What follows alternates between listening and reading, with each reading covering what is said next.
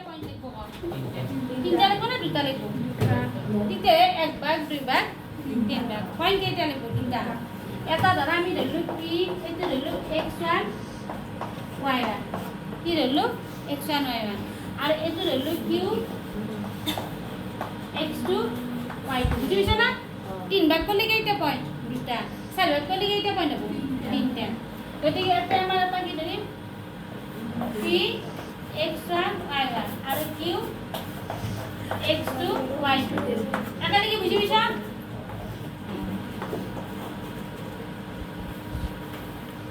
এটা হল কি x2 y2 এনে বুঝিছ আচ্ছা অনুরাগ এটা যাবা আমি প্রথম p পয়েন্ট দিলাম কোনটো হলো p এটা x1 মানে কি হবে জানা x1 সমান হালকা মনোযোগ দাও এই পয়েন্টের ক্ষেত্রে কিখানে কি ভাগ আছে দুই এক ভাগ আছে আর ইফালে কি ভাগ আছে কম দুই ভাগ গতে এই p পয়েন্টের কারণে অনুপাতটো কি হবো রেশিওটো 1:2 হবে না নাই হবে না p পয়েন্টের কারণে কারণ ইফালে এক ভাগ আছে ইফালে কি ভাগ আছে দুই ভাগ হয় না কাছে সবে বুঝি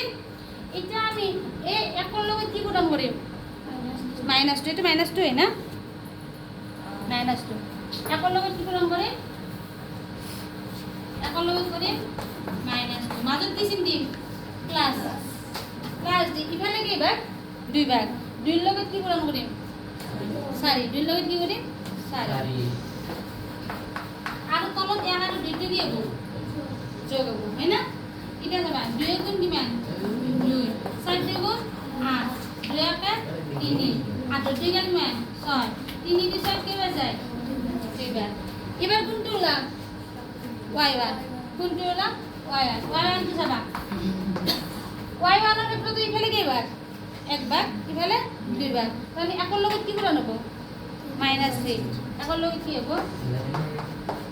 -3 মাজত প্লাস দিল ইফালে কি ভাগ আছে দুই লগত কি হবো দুই লগত কি হবো না কবা দা কিটাই বুঝি বাবা তলত কি হবো 1 প্লাস কি হবো 2 এটা যাবা 3 গুণ কিমান কি দিনি -3 2 গুণ কি 2 কি 2 -2 2 আটা কিমান 3 2 কিমান 5 কি 5 -5 এটা প্রথম বিন্দুটো পালো p পয়েন্টটো পালো এটাকে p মানে কিমান হ'ব 2 আর -5/3 কিবা হলা কি গুণ হ'ব কি 2 মাজত কি চিন ক্লাস অনুরাগ চ ইফালে কি আছে ইফালে দুই ভাগ ইফালে কি ভাগ এক একর লগত কি গুণ একর লগত কি আর তলত কি হবো 2 এর এক কি হবো যোগ ইফালে আছে কিভাবে নাই বুঝি আছো না নাই কিভাবে পিন দেই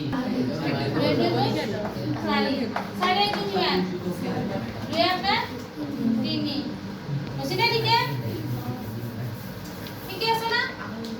2 লগত -2 একর লগত 4 4 এর কিমান না 0 3 গুণ না কি হয়ে যায় ধন্যবাদ নিপুমনি ফেলে স্যার কি কথা পাতি থাকা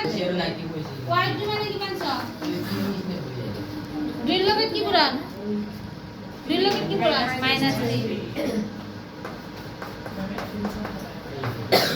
একর লগত কি পুরান -1 তলত কিমান হ'ব 2 প্লাস কিমান 1 3 2 গুণ 6 1 গুণ 1 2 একা কিমান 3 6 একা 7 তাহলে 7 কিমান 3 হইছে না ঠিক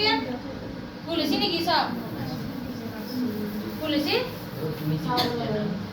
ঠিক আছে না 2 লগত -3 একর লগত -1 ঠিক আছে না এটা বিন্দুতে কি হবে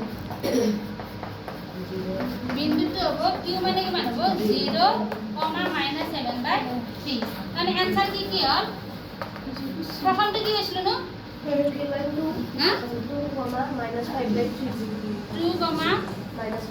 -5/3 আর এটো কি হইছে 0, -7/3 দা করিলাম